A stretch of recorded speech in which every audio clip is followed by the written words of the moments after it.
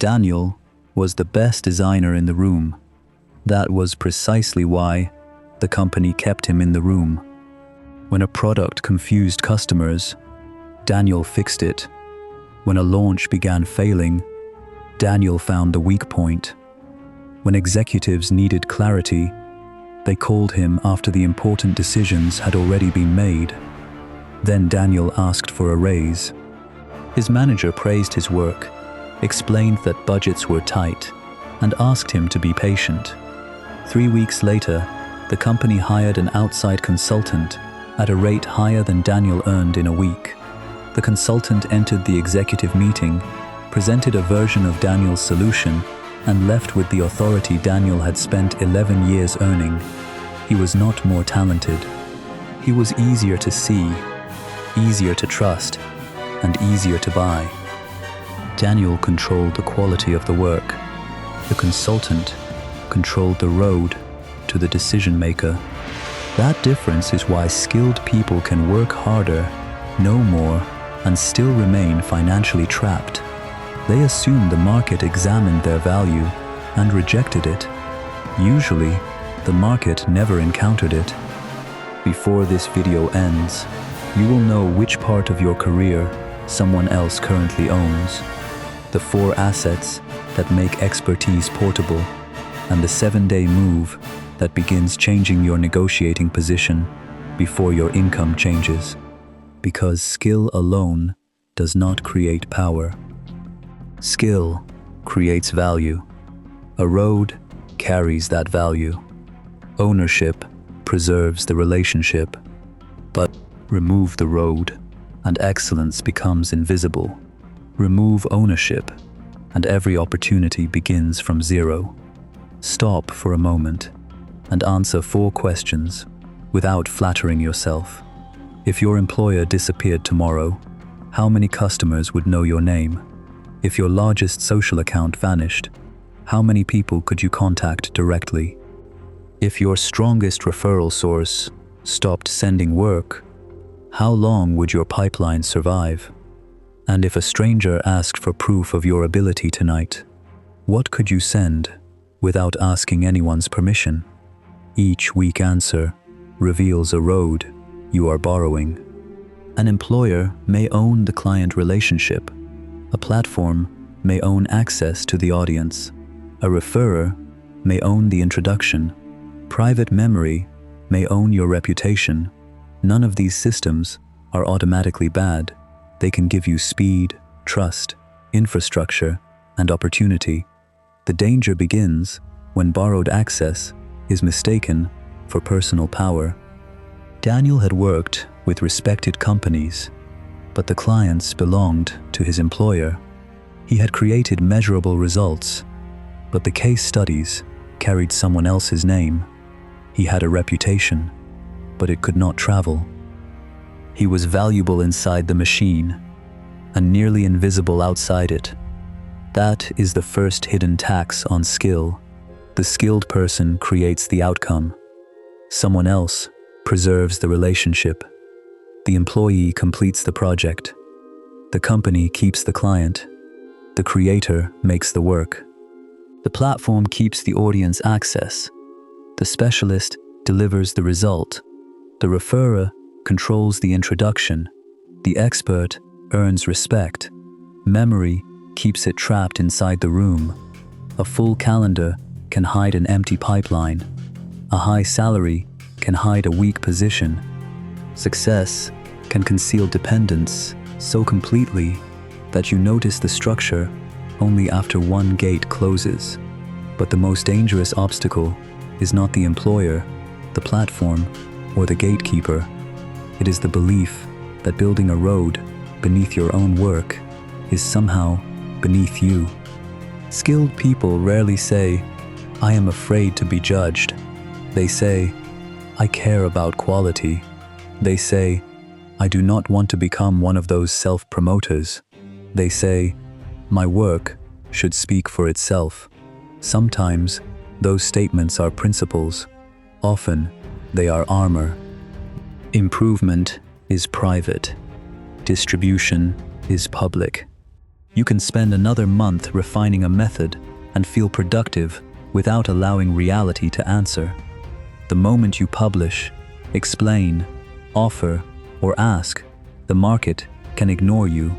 It can misunderstand you. It can compare you. Perfectionism, therefore, becomes a respectable disguise for fear. Daniel had mastered complex design systems, but he could not explain his value in one sentence.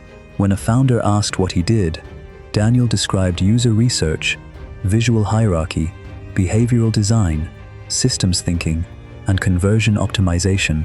Everything he said was accurate. None of it answered the founder's private question: what problem disappears when I hire you? Daniel changed his answer. I help complex software products become easier to understand, trust, and buy. The skill did not change. The entrance did. That sentence translated expertise into movement, from confusion to clarity, from doubt to trust, from interest to purchase. The market does not need your complete identity in the first sentence. It needs a reason to open the door. This is where most advice about personal branding becomes noisy. You do not need to perform a personality. You do not need to publish every thought. You do not need 1 million followers. You need 4 assets. 1 clear problem, 1 visible proof, 1 reliable place where the right people can find it, 1 direct way for the relationship to continue. The first asset is the signal. Name 1 expensive, frustrating, or urgent problem you understand better than most people. Then describe the movement you create in language a buyer already uses, not your methods, the consequence. Do not say, I provide multidisciplinary strategic services. Say, I help manufacturers reduce the delays that make large customers leave. Do not say, I am a content strategist. Say, I help technical founders turn complicated ideas into videos customers understand. A signal is working when the right person hears it once and recognizes his own problem. The second asset is proof. Claims create curiosity. Evidence reduces risk. Proof can be a case study, a before and after comparison, a demonstration, a documented result, a sample, a client statement, or a public analysis that reveals how you think. The strongest proof lets people inspect the reasoning. Daniel began publishing short analyses of confusing software products. He did not attack the companies. He showed where trust was being lost, why customers hesitated, and how the experience could improve. He stopped saying, I am good. He made good thinking visible. The third asset is discovery. Choose 1 primary road where the right people already gather. YouTube, LinkedIn, search, direct outreach, industry events, partnerships, a professional community. 1 road, not 5. Scattered presence creates fatigue. Focused repetition creates recognition. The fourth asset is ownership. Give an interested person a legitimate way to continue the relationship directly. An email list, a customer database, a website subscription, a scheduled conversation, a private professional community. Discovery helps a stranger find you. Ownership prevents the relationship from disappearing when the platform changes. Then repeat 1 useful territory, long enough for memory to form. Skilled people often abandon a message because they are bored with it before the market has noticed it. Daniel repeated 1 central idea. Complex products lose money when customers do not understand or trust them. He explored that problem through onboarding, pricing pages, dashboards, forms, support, and product language. The examples changed. The territory remained stable.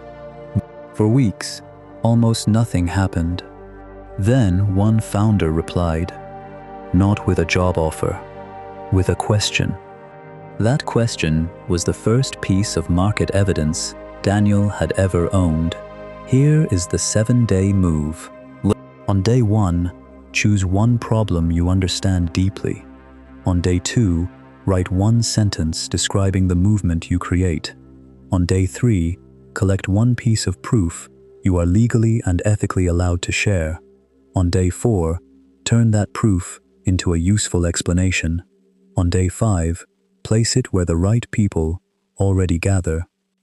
On day 6, create one direct way for an interested person to remain connected.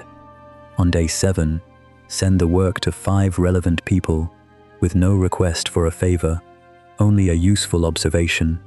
7 days will not create fame. They will create evidence that another road can exist. Then repeat for 90 days. One problem, one proof, one road, one direct relationship. Do not measure applause. Measure whether the right people understand you faster. Measure whether someone forwards your work. Measure whether a buyer asks a better question. Measure whether an opportunity reaches you without passing through the same gatekeeper. Daniel continued. He made each explanation clearer. He documented results he was permitted to share. He built relationships with people who already served the market he wanted to reach. He spoke less about design methods and more about business consequences. The roads began to connect. A founder shared one analysis. A former colleague forwarded another.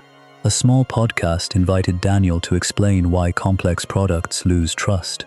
Then, a company contacted him before it had written a job description. Nothing magical happened. His value became easier to find, easier to verify, and easier to remember.